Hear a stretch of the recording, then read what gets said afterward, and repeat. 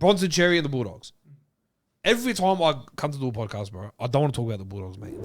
They give me anxiety. You hate the Dogs so much. Bro, I love them so much that you hate it. It hurts. Yes. It hurts. Yeah, but this is a new story. Bronson Xerri. We've all heard about it. Dropped to New South Wales Cup. Shifted from left to right centre. Not happy about it. His management want to discuss an extension for Xerri. They go, look, not right now because we can't determine what happens in 2 years' time. Xerri kicks up a stink. A couple of things add up to it. Kicks up a stink. Goes, I want to release right now. What are we doing? What are we doing here? What's your take on that? Brother, like I said, this is players trying to take advantage of a situation, trying to take advantage of media, trying to take advantage of their stock in the market and strong-arm clubs into doing what they want. Instead of playing out the process, letting it all hang and see what happens. The thing is, with the Bulldogs, we do not have our spine solidified yet. We do not have anything set in stone. So, of course, the Dogs cannot extend him yet because they don't know what his position is going to be. So, he's doing a dummy spit, thinking that he's important enough for the Dogs to come back at him and say, okay, you called our bluff. What do you want? That's what I see it.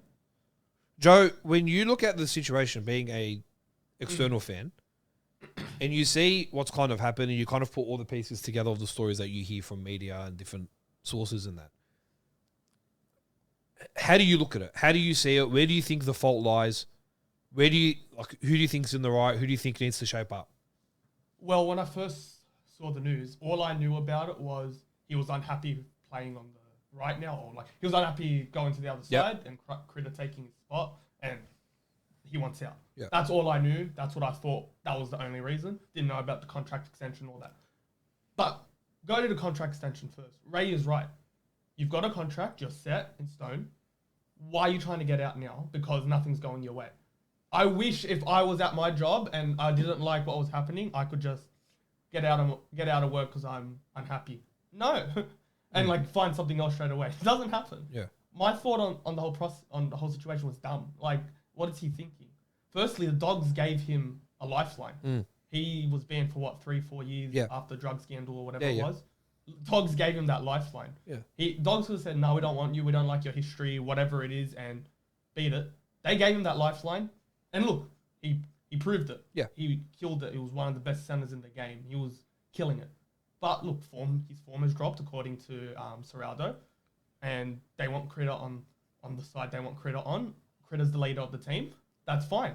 Critter's their man. They want Critter to do what they want to do. That's fine. Accept it. But whether or not his form has dropped, I put the best center in the comp where he wants to go. He wants to play left center, go play left center. You want to play right, go play right. You're the best in the comp right now. Exactly right. You have proven time after time after time, when we give you the ball in that position, you will make magic happen.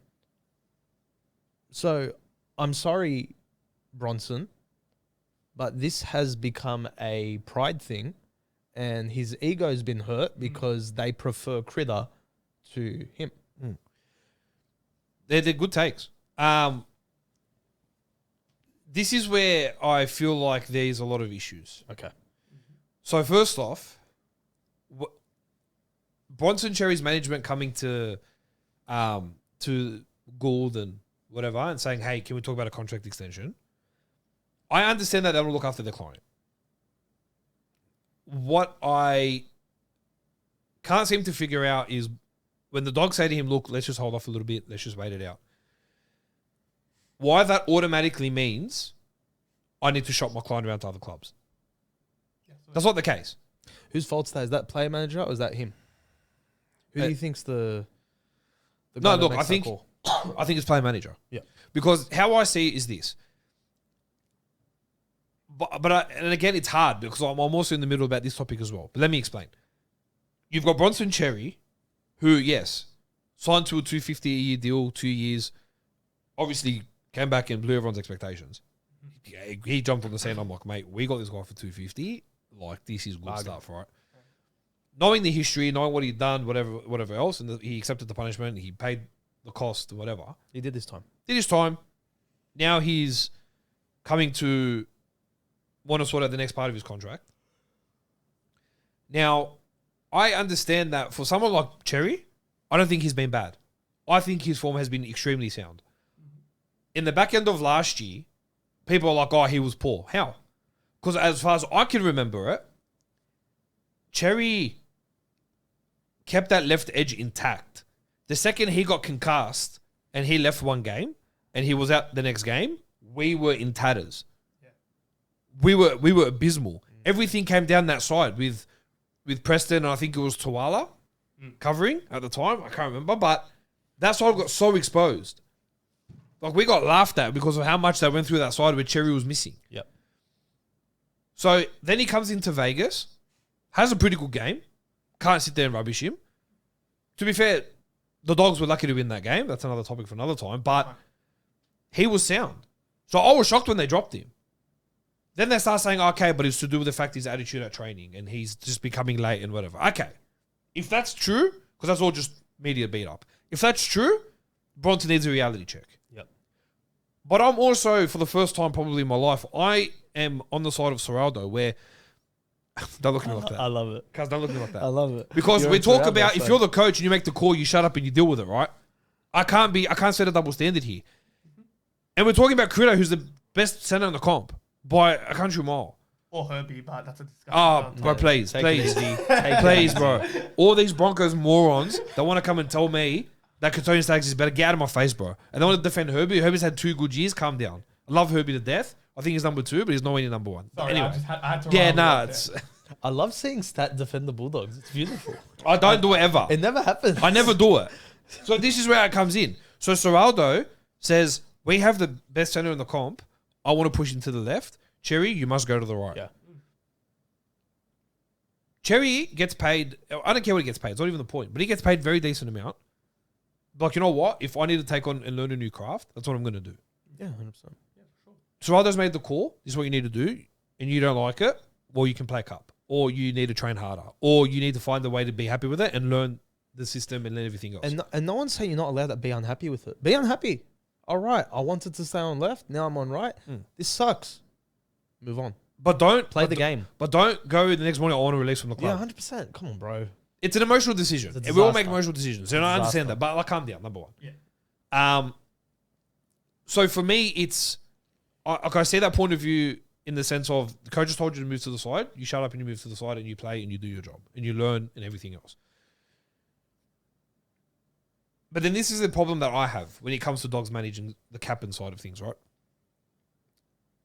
January of last year, there was reports of Marnie not being happy and wanting out. Yep. And Dogs weren't looking to talk about an extension. Rumours swirled from the January 25. If you fast forward 7 months, 7 months, Marnie gets released from his contract to go join the Cowboys.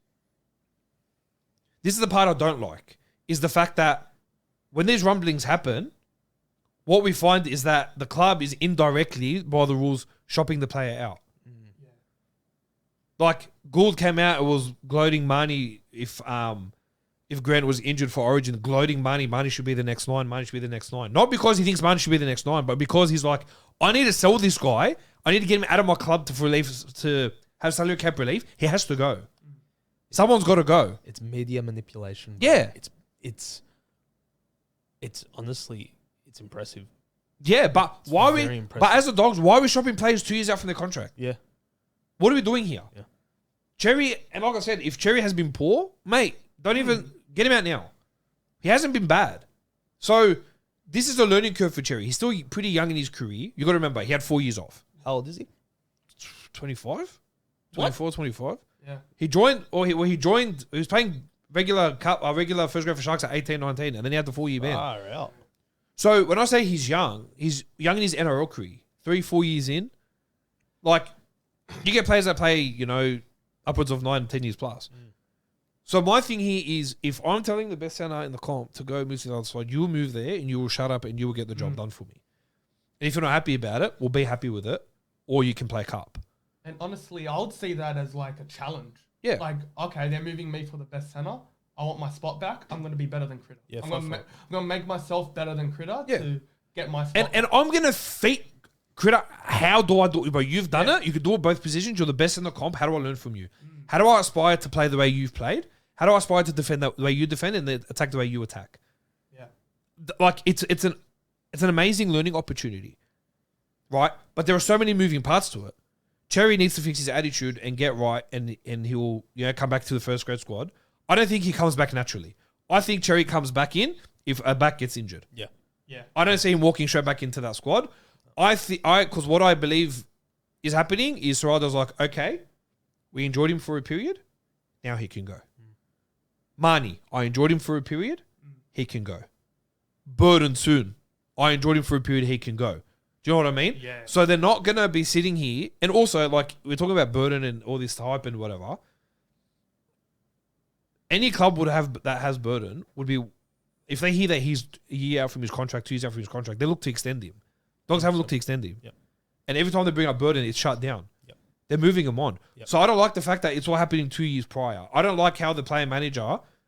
Look, to be fair, Xerri's player manager came out and said, look, Xerri can kick stones about it, and that's fine, but he has to improve his attitude. He has to fix and look at his learning opportunity.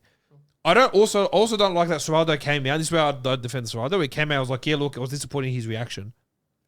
Keep that in-house. Yeah. Don't go and tell the media disappointed in his reaction, because that you're giving away he's not at the club for long. Yeah. That you don't want him. Yeah. So, oh, look, we had a conversation. Obviously, wasn't a fun conversation, but as a coach, you have to have these conversations. That's it. 100%. No one's going to think, he's going to walk out the club. He's going to leave tomorrow. Tigers want him. Storm want him. Para want him. Manly want him. Cowboys. No one's going to bring anything. But now, Xerri's being shopped around because of all this stuff. Clubs are coming out left, right, and centre saying, we won't touch him 10-foot pole. We don't want a bar of it. We don't want to have something like that in our club, whatever. But there's so many problems here. So rather coming out saying that, maybe you should have kept it down. Or like his players say, yeah, look, obviously he's disappointed to be dropped, but it's all right. He's a good man who'll fight back. Does this not show you the culture of the Bulldogs now, though? They are very club... their moniker is club first. Okay? Club first, team second, individual last. Yes. They are all about the club. Higher ups, coaching staff, everyone is about the club. It's not about players anymore. Yeah. And it hasn't been ever since this new regime's come in. Yeah. They have made it extremely clear they need to win a comp. They made it extremely clear that in this new logo, the most abysmal logo of all time, that we are going to win a comp. That is their goal. That is their plan.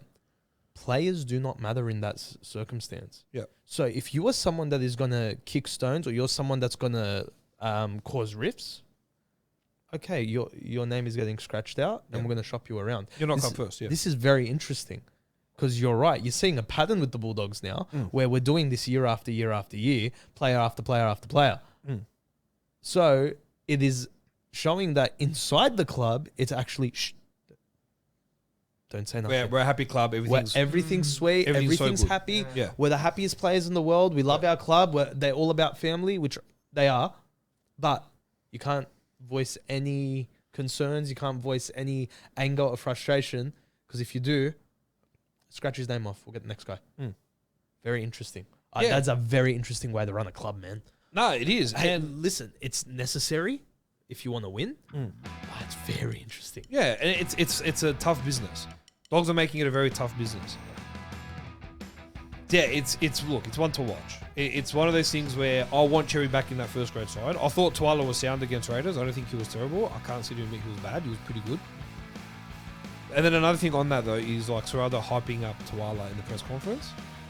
I'm like, yeah, writing's on the wall. I know Tuala. He played for Knights for many, many years. I always liked him. Didn't love him. He was far from perfect. But he showed heart. And I think that's what he's showing at the Bulldogs now that he's getting his shot. He's showing heart. Yeah. But look, if it's between Tuala and Xerri, I'm sorry, I'm picking Xerri. Yeah, you go Xerri. Yeah, of course. I'm trying to make sure Xerri is in the right mindset, right attitude to getting back in. Yeah. Because I don't think Tuala's not gonna have a game like he did against the Raiders every season. Yeah. He's gonna have a lot of downers there. Defensive lapses. Yeah. Do nothing on attack. Yeah. Things like that. And he will verse better clubs. There'll be better opponents he will face and test himself, which I think is good for him in his position. But like, it's one of those things where it's going to be interesting to see what Dogs do and how it continues to fall out, continues to pan out across the entirety of the playing field.